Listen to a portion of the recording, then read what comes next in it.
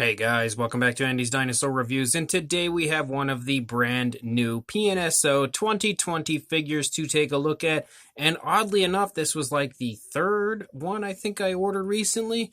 I ordered all of the new ones, but this one was like the third one. There's also the Corythosaurus and the Lambeosaurus before it, but somehow this one came first. I don't understand why or how that happened, but regardless, it's a good thing because this is one of the ones I was most looking forward to because I absolutely love Corythosaurus, and I am beyond excited to have a new Corythosaurus figure out there, but also one that looks so stinking good. This is easily the best Corythosaurus that I personally have ever seen from the images that I've seen so far. I know a lot of people have complained about some accuracy issues with the figure, which is very strange considering it's PNSO. You don't normally have any type of inaccuracies with the figure. But personally, I think it looks really beautiful. I love the paint scheme. I love the sculpt.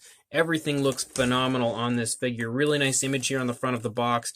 You have the PNSO logo right there. And then once we come to the top of the box, you have yet another image of the head sculpt here of the Corythosaurus, and then there's not really too much else going on. You flip it around, I smack the camera with it, but you flip it around, you get pretty much the same deal going on over here. So let's go ahead, break this box open, and take a look at this fantastic Corythosaurus. So straight away we have, whoops, upside down, we have one of the booklets that you always get with PNSO figures, and again a nice image of the Corythosaurus here on the front, and then once you open it up and you take a look at the inside, you have more images, of course, of the Corythosaurus, but you also have a whole bunch of information over here on the Corythosaurus and PNSO in general. So really cool that they always include these. I'm always very excited about the fact that they do have these here included with these PNSO figures. And it's just generally a fun read, and again, something that I think is really cool on the part of PNSO and really shows how much care they put into their products because they kind of go the extra mile. Rather than just releasing a standalone figure, they give you a little booklet and stuff, which again, just really speaks volumes, I think, for PNSO. And then here is our Corythosaurus, and it is gorgeous, absolutely beautiful here in person. Definitely really, really nice looking as far as this Corythosaurus goes. Again, easily the best Corythosaurus that I have in my collection right here before me, thanks to PNSO. And man, that paint scheme actually transferred really well to the factory released version from the prototype. Of course, the prototype will always look a little better, but PNSO does from time to time have a habit of releasing paint schemes on their figures that aren't quite as nice on the factory release version as what we see on the prototype. And you'll get that often with most companies, but then sometimes there's like a pretty drastic difference between the factory release version and the prototype. But I don't see such a huge difference here with this one, and honestly, I think the paint job on this one looks phenomenal here at first glance. So let's go ahead and get a closer look at it right now. So starting up here in the head sculpt of the Corythosaurus, you can see lots of really nice detailing going on. Beautiful texturing to the skin. You can see the nostrils sculpted out right there. Lots of kind of creasing and everything going on there in the skin. The beak is beautifully sculpted, and you can also see a really nice gloss coat added to the beak. It's painted with a black coloration, and it's very dark, so it really kind of stands out, but somehow manages to actually look like it belongs quite nicely right there. You can see moving up into the crest of the Corythosaurus that the actual detailing of the crest looks really nice, as does the paint application. I love that beautiful blue that they have within the crest right there, and then you have like a reddish coloration right there, like actually more like an orangish, I would say. And it looks really nice, and also kind of has a little black up here on the top, but the actual skin texture and everything of the crest looks great, and as does the paint job up there. Really beautifully done there. You can see a nice black coloration that kind of borders around the eye and also stripes up onto the face, and you also have some browns right here on the snout. You can get a better idea of what the nostrils look like right there. But again, absolutely beautiful paintwork here on the face of the Corythosaurus, as well as a really nice sculpt. You can see the ear right there. As we move down here into the neck, the skin texture is actually really nice, very fine looking skin texture, but once we get close you can really see how nice it actually looks. Really, really gorgeous looking sculpt and detail. You also have some ridges that pick up here on the back of the dinosaur. Nice skin detail here in the throat region, and generally you can kind of get a sense of the throat of the dinosaur right there, but you can see lots of creasing going on as far as the skin texture there in the throat, and some nice coloration with some light browns within the throat, and creamy coloration here on the very bottom of the throat. Beautifully done in that area as well. Moving down into the body, as we move down the neck, actually you can see some more nice creasing going on right there in the neck. But once we actually get down here into the body, you can kind of pick up on the shoulder blade a little bit right there. Lots of really nice movement being shown right there in the skin texture of the dinosaur. As we move down here into the front arm here, you can see some really nice musculature to the arm, and it transitions from like this yellowish coloration, which is like the primary body color, like an off yellow sort of coloration, and it transitions nicely to a grayish coloration down here on the foot. You can see some really nicely painted nails right there. Beautiful foot sculpt, I think. You can also see the elbow right there. Coming back up into the stomach region, lots of skin wrinkling, skin creasing going on. The leg is pushing into the body, really bunching the skin up, and PNSO has shown that quite brilliantly in the sculpt. But again, some more fantastic skin texture as you move up here into the upper part of the dinosaur, and those skin folds and skin wrinkles continue to run right here along in front of the thigh region. Again, as that leg is pushing into the body, it looks beautiful. You have a really nice transition to kind of a brown that runs along the top, almost like a raw sienna type brown. And then you can see that the actual stripes that run down along the body also have kind of that lighter brown within, but then the outside like border of the brown is like a darker, almost like a burnt umber type brown. So there's quite a bit of brown variation to the figure, and I think it looks really striking the way they've painted this. Absolutely gorgeous paintwork. You can see those ridges continue to run down along the back of the dinosaur. You can pick up on the hip bone right here. As we move down into the leg, lots of really nice muscle tone is displayed, and again, a lot of really nice skin wrinkling, skin creasing, and everything going on right there. You can see the skin stretching off of the body as that leg is pulling forward. Lots of creasing going on here in the back of the knee. Even some more nice skin texture right there, kind of skin wrinkling going on.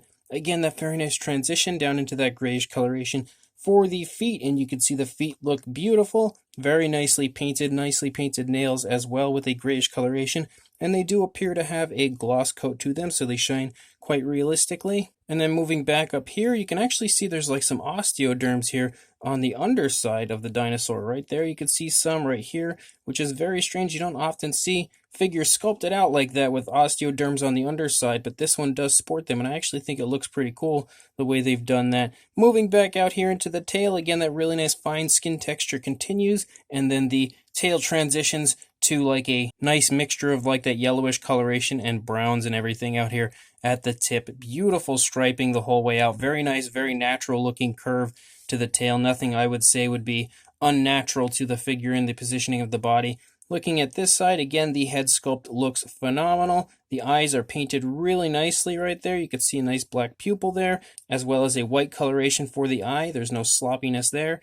Again, that black stripe. The crest looks beautiful up here on the top of the head. As we start to move down here into the neck, you can again see lots of nice movement being shown within the neck as far as like skin creasing, skin wrinkling, and everything going on. The ridges look great here on this side as they run down along the body. Really nice paintwork all over the figure again. I love the way that they've kind of painted on this brown, how it just sort of litters all over the body. It's just super striking. Lots of nice skin movement again here at the base of the arm. You can see some more of that nice muscle tone, and the elbow there, the really nice foot sculpt over here as well with the very nicely painted nails. And then moving back up here into the body, you can see some more skin detail here, kind of the skin stretching off of this leg. As you can see, this leg is currently in mid-stride, so you can see the movement of the skin really nicely portrayed over here on this side with skin folding going on pretty much everywhere. And some more of those really nice osteoderms here on the underside. Moving back up here, you do have the hip bone again present right here. Very nice musculature on this side of the leg. The leg again is lifting up off the ground in mid-stride, so you can see a really nice curve to the leg. Beautiful calf muscle portrayed right there. You can see the foot sculpt looks really good over here, and I'm noticing like the paint is really on point on this figure. There's not really any sloppiness anywhere on this figure that I can see, and that's pretty much the theme of things as far as what I've seen so far from the 2020 PNSO figures. Because a while back they had re-released Wilson the Tyrannosaurus as well as Aaron the young Tyrannosaurus and a young Sinoceratops, and the paint on all three of those figures were really well done. No sloppiness there either. And then you also had the Microraptor, which I recently reviewed, which also had really nicely done paint. And now this Corythosaurus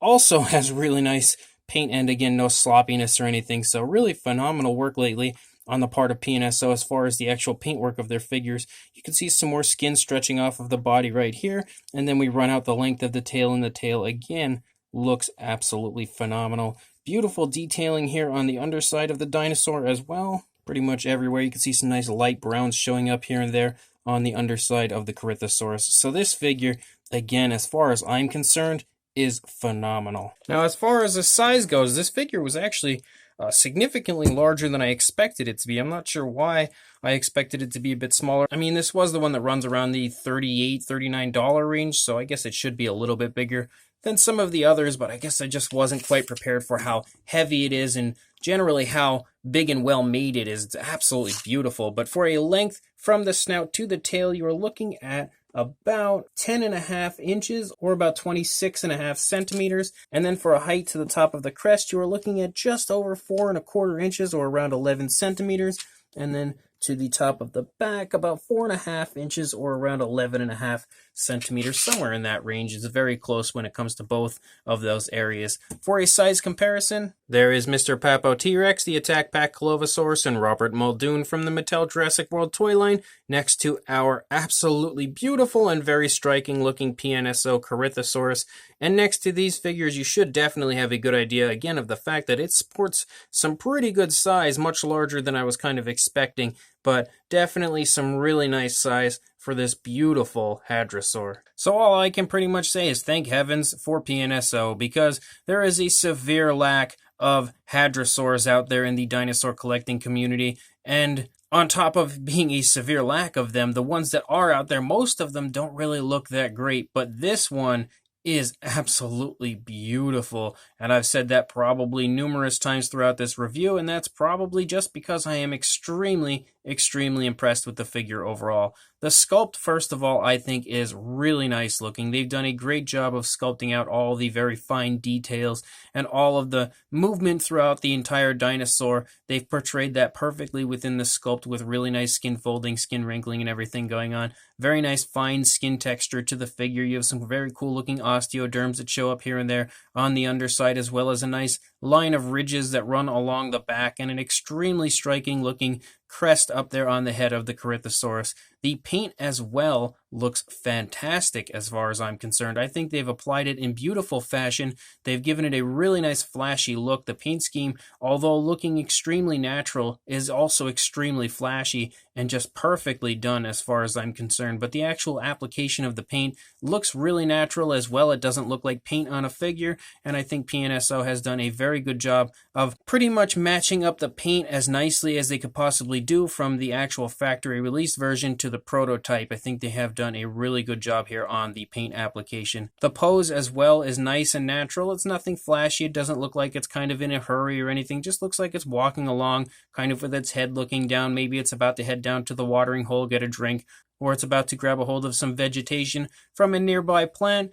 I'm not too sure exactly, but it does look nice, natural, very calm, and very appealing looking, if you ask me. So this Corythosaurus as a whole is gorgeous. A truly remarkable looking release here from PNSO, and definitely one of my favorite PNSO figures I think that they've released of all time. It is really nice looking. So if you would like to pick this up, I will include a link in the description to the Amazon PNSO store where you can head over there right now and do just that. So make sure you check the description, go buy yourself this beautiful PNSO Corythosaurus, and make sure you like, comment, and subscribe, and I will see you in the next review.